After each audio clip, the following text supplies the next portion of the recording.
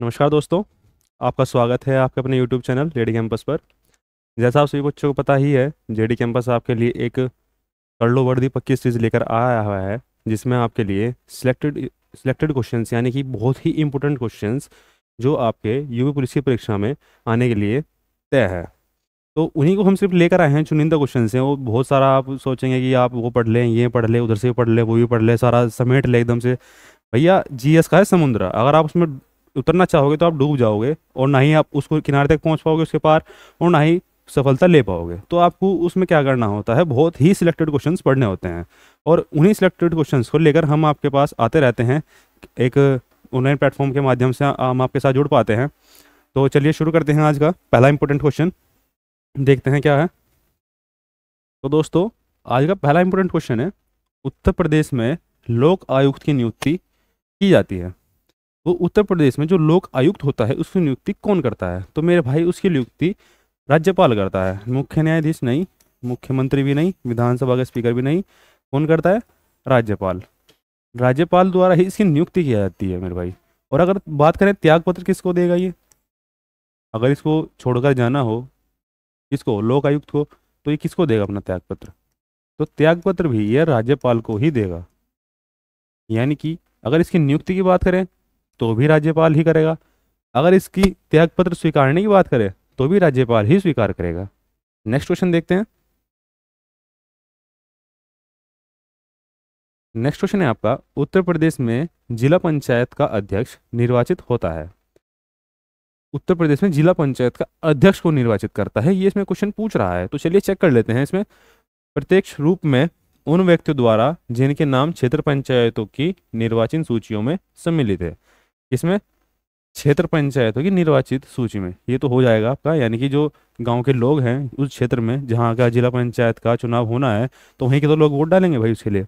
ये हो जाएगा।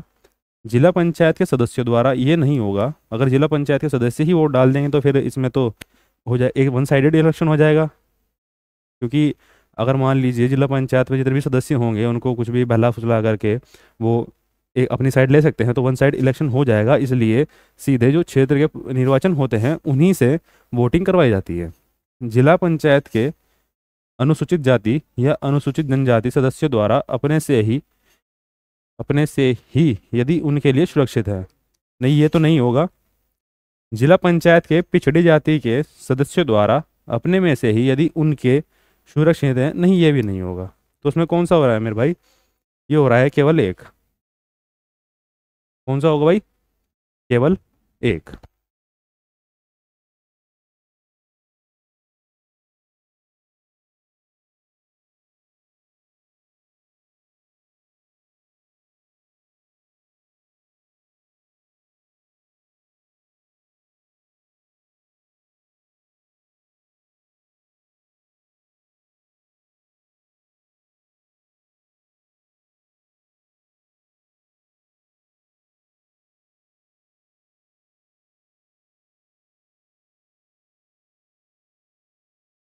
नेक्स्ट क्वेश्चन देखते हैं दोस्तों।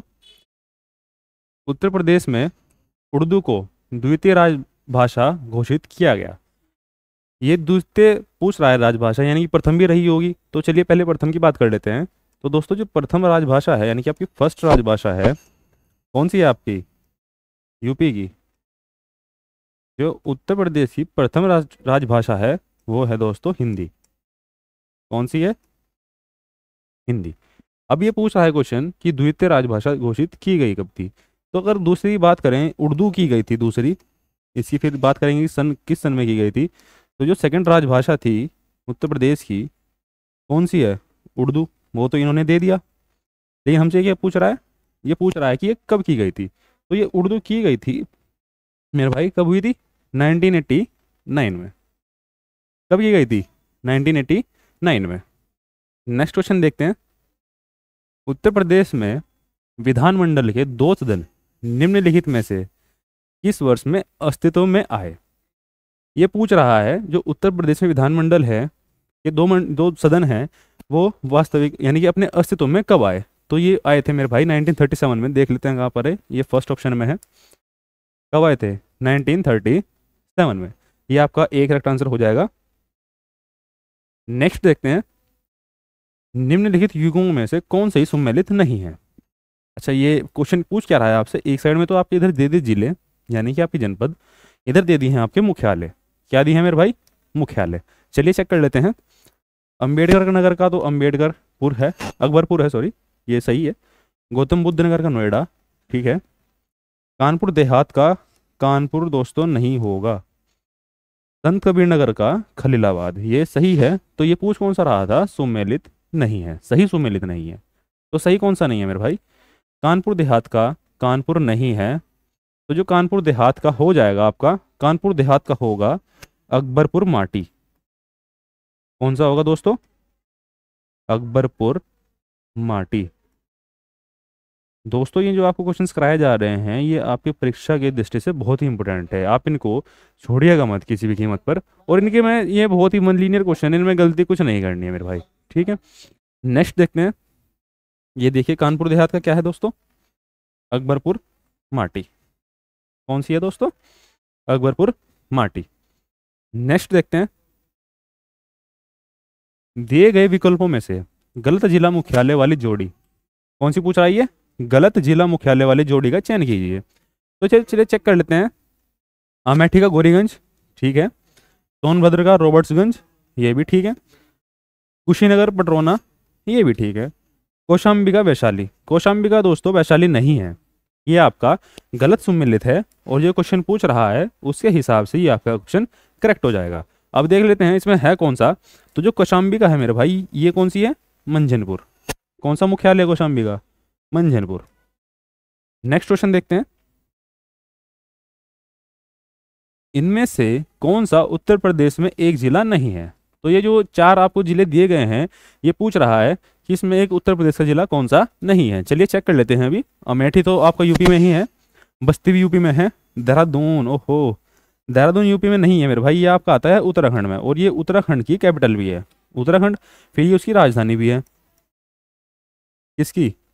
उत्तराखंड की, उत्तराखंड की राजधानी। तो ये यूपी में नहीं है, ये आपका क्वेश्चन ऑप्शन करेक्ट हो जाएगा। मेरठ भी यूपी में ही है भाई। नेक्स्ट क्वेश्चन देख लेते हैं। भारत में कौन सा राज्य सबसे अधिक पड़ोसी राज्यों की सीमा को स्पर्श करता है? ये पूछ रहा है भारत में ऐसा कौन सा राज्य है जो पड़ोसी राज्यों की सीमाओं के साथ सबसे ज्यादा सीमा स्पर्श करता है। चलिए चेक कर लेते हैं इसमें भी। हरियाणा तो ज़्यादा से नहीं करता मेरे भाई, मध्य प्रदेश भी नहीं करता, राजस्थान भी नहीं करता। तो जो सबसे ज़्यादा करता है वो करता है आपका उत्तर प्रदेश। कौन करता है भाई? उत्तर प्रदेश। उत्तर प्रदेश की ये खासियत है, वो सबसे ज़्यादा राज्यों के साथ अपनी सीमा स्पर्श करता है। अगर हम बात करें कि कितने ऐसे पड़ोसी राज्य हैं भारत के जो उत्तर प्रदेश की सीमा के साथ अपनी सीमा साझा करते हैं, तो मेरे भाई अगर बात करेगा वो कितने राज्य, किस चीज़ की, कितने राज्य, अगर राज्य की बात करेगा तो उसमें आपका आंसर जो आएगा वो होगा 8। कितना होगा? 8। अगर पूछ लेगा कुल कितने राज्य, कितना भाई? कुल कितने राज्य। अगर कुल राज्य की हम बात करेंगे या क्वेश्चन आपसे पूछेगा तो हो जाएगा आपका करेक्ट आंसर 9। कितना होगा? 9। अगर कुल ना पूछे और ये पूछ ले कि भारत के कितने राज्य उत्तर प्रदेश के साथ और एक केंद्र शासित प्रदेश के साथ सीमा स्पर्श करते हैं, तब आपका आंसर 9 होगा। इसमें 8+1 लिखा जाता है वैसे ये, क्योंकि इसमें आपकी एक कौन सी है? नेशनल कैपिटल भी है, यानी कि राष्ट्रीय राजधानी भी है। कौन सी? दिल्ली। ये तो आप सभी बच्चों को पता होगा, दिल्ली हमारी नेशनल कैपिटल है, यानी कि राष्ट्रीय राजधानी। तो 8+1 करके इसका आंसर हो जाएगा, यानी कि अगर टोटल की बात करेगा तब 9, अगर पूछेगा सिर्फ सिंपल कितने राज्य तब आप लगाएंगे 8। इसमें क्वेश्चन में आपको गलती नहीं करनी है, क्योंकि एग्जामिनर इसमें कंफ्यूज करता है बच्चों को, और कुछ बच्चों को ये नहीं पता होता है कि अगर कुल कितने राज्य पूछेगा तो क्या लगाना है, अगर सिर्फ पूछ लेगा कितने राज्य पे है तो आपको क्या लगाना है। ये बहुत ही माइनर सी मिस्टेक हो जाती है और आपका यहाँ से 2 नंबर माइनस में हो जाएंगे। 2 नंबर तो आपके गलत होंगे ही होंगे, और 0.5 वो लेकर के बैठ जाएगा आपका, क्योंकि 1/4 की नेगेटिव मार्किंग भी होती है। नेक्स्ट क्वेश्चन देखते हैं दोस्तों। उत्तर प्रदेश पुलिस का मुख्यालय कहाँ स्थित है? मुख्यालय पूछ रहा है, ये मुख्यालय का मतलब होता है मेरे भाई हेडक्वार्टर, और ये तो आपको पता ही है यूपी पुलिस का मुख्यालय है कहाँ पर। तो मेरे भाई जो यूपी पुलिस का मुख्यालय है वो लखनऊ में है। कहाँ पर है?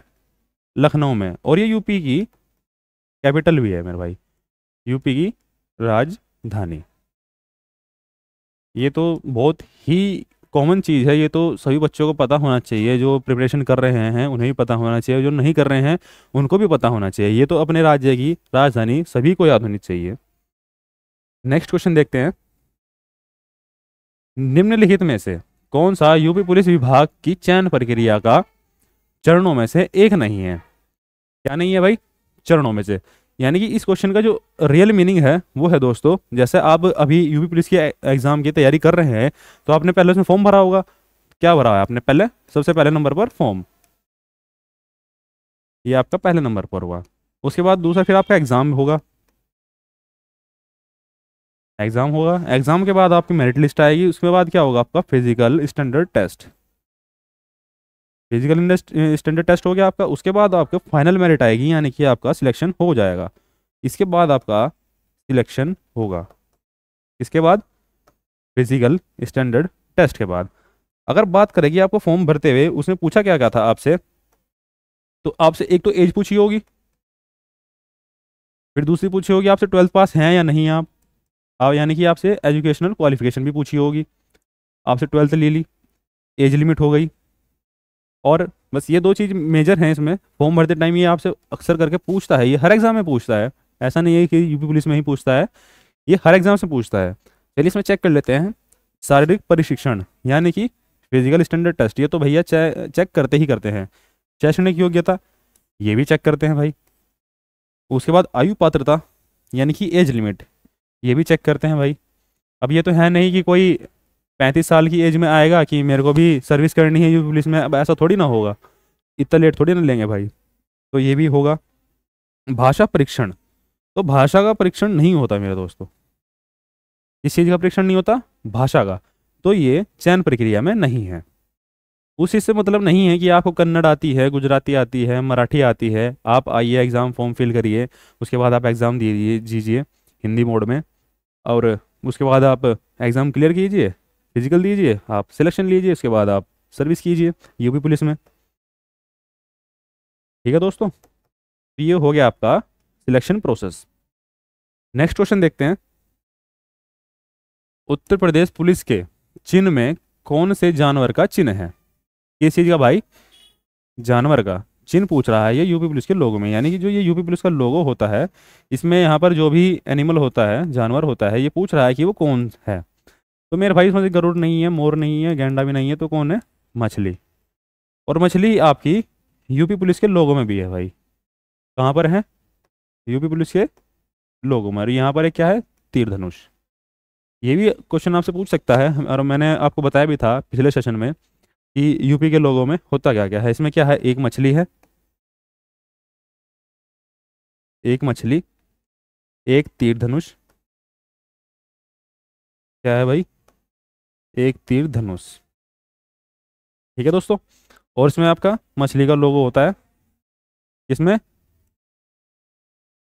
यूपी पुलिस के लोगो में। और ये किसका था? ये था आपका यूपी का लोगो, यानी कि उत्तर प्रदेश का लोगो। ये समझ रहे हैं ना भैया आप लोगों? ये चित्र होता है किसी भी राज्य का, और ये यूपी पुलिस का चिन्ह की, उससे आपको एक चित्र दिखा दिया जाए, उससे आपको पहचान लिया जाए कि भाई ये उस राज्य की पुलिस है। तो यूपी पुलिस में जो यहाँ पर बने होते हैं, कुछ इस तरीके से पता बना होता है, सही तरीके से मेरे को अभी ध्यान नहीं है, उसमें होता है मछली। आप एक बार देख लीजिएगा, चेक कर लीजिएगा कि होता कैसा है। नेक्स्ट क्वेश्चन देखते हैं। उत्तर प्रदेश पुलिस के आधिकारिक ध्वज में दो रंग होते हैं, लाल और दूसरा कौन सा होता है, ये पूछ रहा है। तो दोस्तों जो आधिकारिक ध्वज है यूपी पुलिस का, वो कौन सा है? इस तरीके से है। यहाँ पर कौन सा कलर है आपका? लाल। यहाँ पर कौन सा है भाई? नीला। तो लाल तो उसने ऑलरेडी दे दिया, लाल तो है यहाँ पर, तो हमको कौन सा चाहिए? नीला। नीला कहाँ पर है? ये रहा आपका बी ऑप्शन। तो आपका बी ऑप्शन करेक्ट हो जाएगा। नेक्स्ट क्वेश्चन देखते हैं दोस्तों। उत्तर प्रदेश पुलिस भर्ती, इसमें भाई उत्तर प्रदेश पुलिस भर्ती एवं प्रोन्नति बोर्ड द्वारा कांस्टेबल सिविल पुलिस की नियुक्ति में शारीरिक क्षमता परीक्षा में पुरुष अभ्यर्थियों को दौड़ने की जरूरत होती है। यानी कि जो आपका सिलेक्शन प्रोसेस में, जैसा अभी आपको पीछे भी बताया था, जो फिजिकल स्टैंडर्ड टेस्ट होता है आपका, इसमें रनिंग कितनी होती है, यानी कि दौड़ कितनी होती है, तो दौड़ मेरे भाई आपकी होती है 4.8 किलोमीटर की, कितने मिनट में, 25 मिनट में। कितने मिनट, 25 मिनट। तो कहाँ पर है ये रहा, ए ऑप्शन है आपका, ए ऑप्शन करेक्ट हो जाएगा। 25 मिनट में 4.8 किलोमीटर, लगभग 5 किलोमीटर ही है। 25 मिनट में आपको लगभग 5 किलोमीटर दौड़ना होता है। अगर आप ये क्राइटेरिया पास कर जाते हैं तो आप नेक्स्ट नेक्स्ट स्टेप के लिए एलिजिबल हो जाते हैं। नेक्स्ट क्वेश्चन देखते हैं। पुलिस महानिरीक्षक की रैंक के अधिकारी के नेतृत्व में उत्तर प्रदेश को पुलिस जोनों में बांटा गया। इन जोनों की संख्या कितनी है? पहले बात कर लेते हैं दोस्तों, ये जोन आखिर होते क्या हैं। तो जो ये यूपी है आपकी, इसमें टोटल कितने जिले हैं? 75 जिले। कितने जिले हैं भाई? 75 जिले। और इस यूपी को आपको ये 8 भागों में बांटी गई हैं, यानी कि जो यूपी के मंडल हैं वो 8 मंडलों में बांटी गई हैं। इसलिए बांटी गई हैं भाई, ताकि जो यूपी पुलिस है वो अपनी राज्य में अच्छे तरीके से अपनी सेवा प्रदान कर सके। तो 8 मंडल होते हैं भाई। कितने? ये 5, 6, 7, 8, 8 मंडल होते हैं। यानी कि अगर हम बात करें एक मंडल की, तो एक मंडल का एक निश्चित क्षेत्र होगा जिसमें जहाँ पर जितने पुलिसकर्मियों का चयन होगा वो इसी एरिया में काम करेंगे, ना कि यहाँ से उठ करके वो 8वें जोन में जाएंगे। सिर्फ जो उनको जोन आवंटित होगा, जो एरिया आवंटित होगा, वो अपनी वहीं पे सेवा करेंगे, वहीं पर वो कार्यरत होंगे। वो दूसरे के मामले में इंटरफेयर नहीं करेंगे इसमें भाई, या इसमें नहीं, किसी के भी मामले में वो इंटरफेयर नहीं करेंगे। वो एक निश्चित एरिया उनको मिल जाएगा, वहाँ पर ही वो अपनी सेवा देंगे, यहाँ पर ही कार्यरत रहेंगे, दूसरे क्षेत्र में नहीं घुसेंगे। तो इसका कौन सा करेक्ट आंसर हो जाएगा भाई? 8। कितने कितने मंडलों में बांटा गया है पुलिस को, कितने जोनों में यूपी में? 8 जोनों में। नेक्स्ट क्वेश्चन देखते हैं दोस्तों। भारतीय वन सेवा की तीसरी अखिल भारतीय सेवा के रूप में किस वर्ष में स्थापित किया गया था? तो दोस्तों किस वर्ष में स्थापित किया गया था इसको किया गया था 1966 में। कब किया था भाई? 1966 में। नेक्स्ट क्वेश्चन देख लेते हैं। उत्तर प्रदेश पुलिस उपाध्यक्ष की भर्ती हेतु परीक्षा व साक्षात्कार निम्न में से किसके द्वारा किया जाता है? किसकी पूछ रहा है भाई? ये पूछ रहा है आपकी सब इंस्पेक्टर की। किस चीज की? सब इंस्पेक्टर की। तो कौन करता है इसकी? इसी करता है उत्तर प्रदेश पुलिस भर्ती बोर्ड, उत्तर प्रदेश लोक सेवा आयोग, केंद्रीय लोक सेवा आयोग, शासन द्वारा गठित कमेटी। तो ये करता है भाई उत्तर प्रदेश लोक सेवा आयोग। उपाध्यक्ष, ये ऐसा ही बात नहीं भाई, ये पीसीएस लेवल की बात कर रहा है आपकी। यानी कि जितने भी डिप्टी कलेक्टर या फिर डिप्टी मजिस्ट्रेट, डिप्टी जेलर वगैरह जो भी होते हैं, वो सब कौन करता है? उत्तर प्रदेश लोक सेवा आयोग। ठीक है दोस्तों, नेक्स्ट क्वेश्चन देखते हैं। उत्तर प्रदेश रेलवे पुलिस की कुल कितनी अनुभाग हैं? तो यानी कि उत्तर प्रदेश रेलवे पुलिस के कितने अनुभाग हैं? तो चलिए देख लेते हैं कितने हैं दोस्तों। 6 अनुभाग हैं। तो आपका ए ऑप्शन करेक्ट हो जाएगा। नेक्स्ट क्वेश्चन देखते हैं। उत्तर प्रदेश वित्त निगम का मुख्यालय कहाँ स्थापित है? किस चीज का मुख्यालय पूछ रहा है भाई? ये पूछ रहा है वित्त निगम का। तो कहाँ पर है आपका? कानपुर में। देख लेते हैं, कानपुर है आपका बी में। अब कानपुर से 2 अच्छे जुड़े हुए जो फैक्ट है वो आपको मैं बता देता हूं। एक तो कानपुर सबसे पहले नंबर पर आता है भैया चमड़े में। किसमें आता है दोस्तों? चमड़े में ही आपका फर्स्ट पोजीशन लेता है, चमड़े में। उसके बाद जो सेकंड पोजीशन लेता है चमड़े में, कौन है? आगरा। किस चीज में? चमड़े में। पहले पर आता है कानपुर चमड़े में, दूसरे में आता है आपका आगरा। अगर बात कर लें यूपी की स्टॉक एक्सचेंज की, कानपुर का जो स्टॉक, सॉरी उत्तर प्रदेश का जो स्टॉक एक्सचेंज है वो कहाँ पर है? स्टॉक एक्सचेंज है आपका कानपुर में। ठीक है दोस्तों, नेक्स्ट क्वेश्चन देखते हैं। नेक्स्ट क्वेश्चन है, उत्तर प्रदेश में मूल्य वर्धित कर वैट, यानी कि ये वैट होता है आपका, इसका मतलब होता है value added tax. Value added tax को कब किया गया था मेरे भाई? ये किया गया था 2008 में, 1 जनवरी 2008 से। ठीक है दोस्तों, ये वन लीनियर ही क्वेश्चन है, ज़्यादा हार्ड क्वेश्चन है नहीं, और आपका कांस्टेबल का ही एग्जाम है, ये तो है नहीं कि आप पीसीएस के एग्जाम में बैठे हो, आपसे बहुत ही डीपली पूछेगा। ऐसे ही पूछेगा वन लीनियर क्वेश्चंस में आपसे, कभी ये सन की बात कर लेगा कि ये कब हुआ था, कभी पूछ लेगा कि उर्दू भाषा राजभाषा द्वितीय रूप में कब अपनाई गई थी। ऐसे ही पूछेगा सिंपल क्वेश्चन, ज़्यादा हार्ड नहीं पूछेगा आपसे, तो आप डरिएगा मत और पैनिक तो बिल्कुल भी नहीं होना आपको। उत्तर प्रदेश आई कॉन्स्टेबलरी एक्ट किस वर्ष पारित किया गया था? कौन सा एक्ट भाई? Constabulary act. ये कब किया गया था? 1948 में। कौन सा? आई कॉन्स्टेबलरी एक्ट। कहां पर? 1948, ये रहा ए ऑप्शन में, 1948 में। नेक्स्ट क्वेश्चन देखते हैं। अराजपत्रित श्रेणी के पुलिसकर्मी किसके द्वारा अनुमोदित सामग्रियों, रंगों, बनावट तथा किस्म की वर्दी पहनेंगे? तो यानी कि जो आपकी खाकी वर्दी होती है दोस्तों, जो खाकी वर्दी होती है, ये कौन करता है कि इसी रंग की खाकी की वर्दी होगी आपकी, ये बेल्ट होगी, यहाँ पर लोगो होगा, टोपी कैसी होगी, टोपी का साइज क्या होगा, टोपी पर लोगो कौन सा होगा, ये सब कौन डिसाइड करता है मेरे भाई? ये करता है पुलिस महानिदेशक। कौन करता है? पुलिस महानिदेशक। और उत्तर प्रदेश की अगर पूछ लें कि उत्तर प्रदेश में जो पुलिस हैं उनको इंस्ट्रक्शन कौन देता है, यानी कि वो किसके कहने पर चलेंगे या फिर किसके अंतर काम करेंगे, तो वो होगा भाई पुलिस महानिदेशक। इसी में ही पूरी पुलिस निहित होगी, यानी कि जो पूरी पुलिस का हेड होगा, पुलिस का हेड होगा जो, वो कौन होता है? पुलिस महानिदेशक ही होता है किसी राज्य में। पुलिस का हेड राज्य में पुलिस महानिदेशक ही होता है दोस्तों। राज्य में अगर बात करें हम, कौन होता है? पुलिस महानिदेशक। नेक्स्ट क्वेश्चन देखते हैं। निम्न में से किसे किन्हें कार्मिक और प्रशिक्षण विभाग द्वारा नियंत्रित या पर्यवेक्षित नहीं किया जाता? किससे नहीं किया जाता दोस्तों? किसी जो पूछ रहा है, कार्मिक प्रशिक्षण विभाग द्वारा नियंत्रित या पर्यवेक्षित नहीं किया जाता। चलिए चेक कर लेते हैं।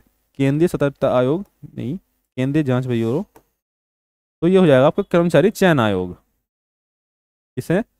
अच्छा, ये भी नहीं करता मेरे भाई, आपका ये भी नहीं करता सतर्कता आयोग, और ये केंद्रीय जांच ब्यूरो भी नहीं करता।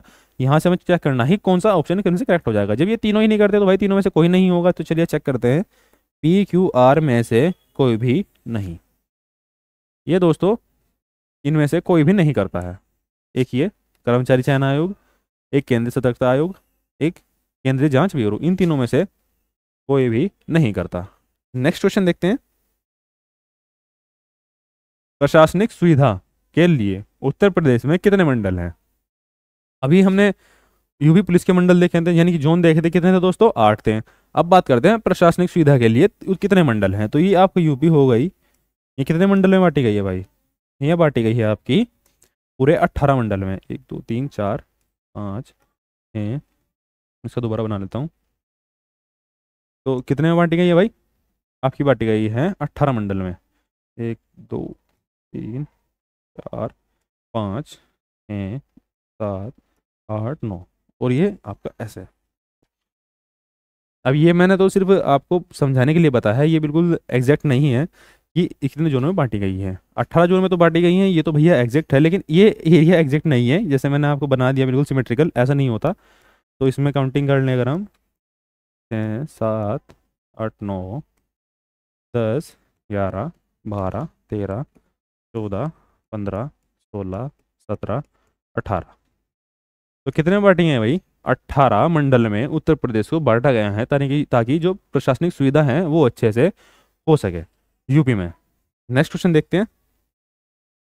स्वतंत्रता के बाद उत्तर प्रदेश के पहले मुख्यमंत्री कौन थे? तो भाई जो उत्तर प्रदेश के पहले मुख्यमंत्री थे वो थे पंडित गोविंद वल्लभ पंत। चलिए चेक करते हैं कहाँ पर है, आपका ए ऑप्शन करेक्ट हो जाएगा, पंडित गोविंद वल्लभ पंत।